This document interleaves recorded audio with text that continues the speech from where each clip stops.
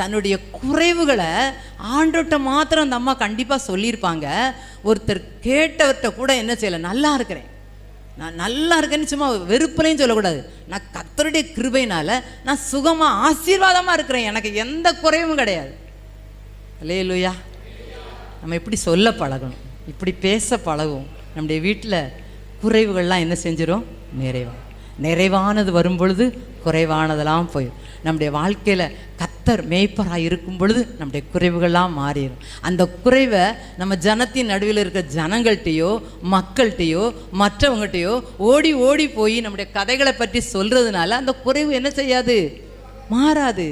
சொல்ல வேண்டியவர்கிட்ட மாத்திரம் சொல்லிட்டு நான் நம்முடைய ஜனத்தின் நடுவில் ரொம்ப சந்தோஷமாக இருக்கிறேன், மகிழ்ச்சியாக இருக்கிறேன், எனக்கு எந்த குறைவுமே கிடையாது அப்படின்னு சொன்னாங்க. அல்லேலூயா. பாருங்கள், எவ்வளோ ஒரு பெரிய உயர்ந்த